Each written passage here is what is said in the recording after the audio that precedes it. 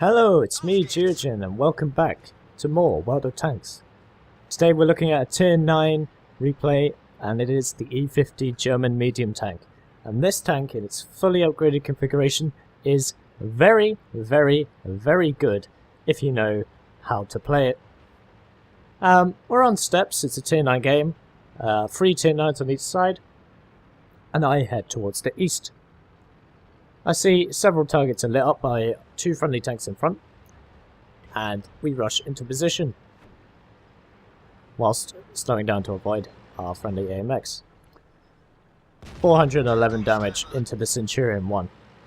Take a bounce from an AMX 1375, who has little chance of penetrating us. Another penetration into the Centurion. We are up to 800 damage done in 2 shots. Another 433 damage done. And he goes down before we can get the kill. Taking artillery fire, we move to avoid whilst trying to assist. The vehicle, you can see, is quite fast. Over 60 kilometers an hour going downhill, of course, but on the flat it's around 45, maybe a bit more. We see a MX-12T. We missed the shot, unfortunately. That was poor aiming. But the reload isn't too bad. It's about 7.5 odd seconds. And there is an IS-3 coming that we saw earlier. This IS-3, unfortunately for him, is stock. He has the stock turret and the stock gun, meaning his penetration is only 175, but he tries ramming me. I blocked the shot, and I do some damage into the friendly AMX.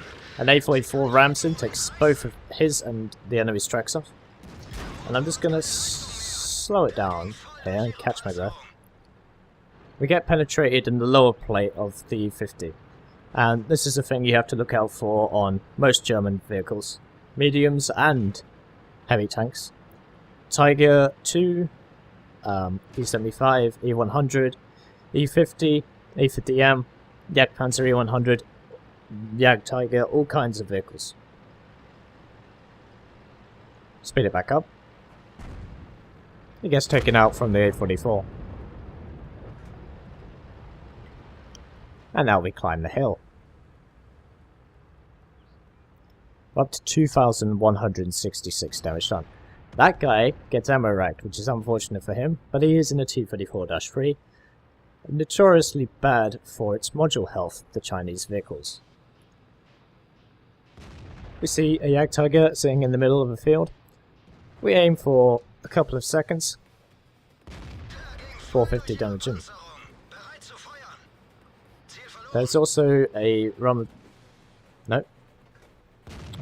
Waffenträger of Panzerwehr. It takes a shot at us and it bounces. We put another shot into the Jagdtiger, and we help destroy the the Panzer IV. The Waffenträger of Panzer IV, who is now dead. The Jagdtiger on the enemy team goes down swinging. Well played to him. He was surrounded in a relatively immobile tank destroyer. And now we're racing towards this last pocket of resistance. There's 4 enemies left, and we got this in the bag. The entire east is secure, the base is secure, but nobody wants to cap, considering we have a numbers advantage. Now, this T-32 is here, and he is being surrounded by an AMX-30 in front, myself, and other vehicles. We put a shot in, going for a big ram of 422 damage. So we did 800 damage to him in the space of a few seconds, and he gets destroyed. There is a MX-1390 who tries to escape us. That's what happens, and we put an end to his shenanigans. We see a KV-4, and now we can see the gun being put to work at longer ranges. We put one into the KV-4, and wait for the reload. Another one goes in. And we wait for the reload once again. Unfortunately, the round doesn't penetrate, hitting the track of the KV-4. The next round does penetrate and kill him, and that is game over. We accomplished 5,355 damage, and we played a vital role in this game in securing the eastern flank, defending teammates, only killing 2 enemy vehicles, but damaging several others, who were subsequently finished off by friendlies. The E50, you can see, can be used for ramming tactics. However, you have to be careful what vehicles you ram. If you try ramming E100s and mouse tanks, you're not going to get anywhere. You weigh around 62 tons, you do in my current configuration, and the mouse and E100s weigh 150 to 180 tons, so you're not going to do anything there. Ramming that KV-4 wouldn't do you any good either. That's 100 tons of vehicle. However, if you ram light vehicles such as scouts, which are light tanks generally, some mediums, some tank destroyers, if you ram those, you will do substantial damage to them, especially if they're thinly skinned in terms of their armor thickness.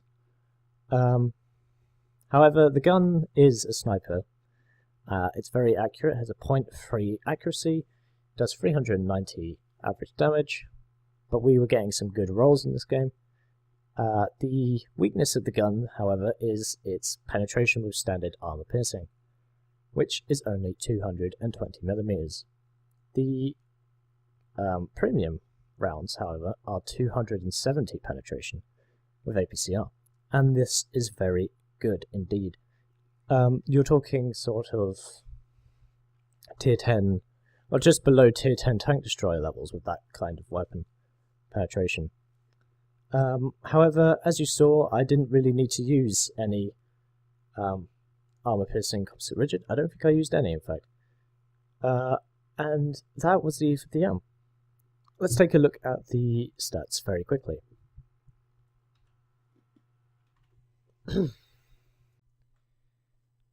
And this is the post-game stats. The screenshots are from a website called quickybaby.replays.com, where you can upload your replays from World of Tanks and look at them in greater detail than you can on the normal replay website that Wargaming hosts. Let's have a look at the E50. We made almost 75,000 credits. We had 3,150 experience, times 2 first win of the day with a premium account this is. We hit 87% of our shots, only missing 2. And we did 5,355 damage, as you already know, and we did some spotting damage of 567. That kind of shows you how accurate the gun can be. Of course, RNG will try and trip you up in some games, you can't avoid that, but regardless, the tank's gun is very accurate. We came top of our team on experience, damage, not on kills, but that doesn't matter. Damage and helping the team win matters, not kills. And an in-depth look shows that the game was very quick. It was under 5 minutes long because we were super aggressive. We spent almost 20,000 on ammunition, which is okay because we made 42,000. Anyway, that was with a premium account. Even without a premium account, I still would have made 17,000, almost 18,000. The repairs weren't that bad because we didn't take too much damage. We did cause 18 points of damage to our friendly AMX, I think it was, but that doesn't matter too much. We took 5 hits, only 1 penetrated and 4 didn't. 1 apparently was a splash damage hit, which I can't even remember, but never mind. And there you can see we detected 1 enemy, damaged 7, and destroyed 2. So we did our job and helped our team win the game. However, we didn't do too much damage from that far away. Most of the damage was in close range, but still doing 1,280 damage from a distance of more than 300 meters is still a highlight or an indicator of how the gun can be used at a longer range in its sort of sniper role. Anyway, that was the E50, guys. I hope you enjoyed the replay, and as always, I hope you're having a great day. I've been Geogen, this has been Water Tanks, and I'll see you in the next one.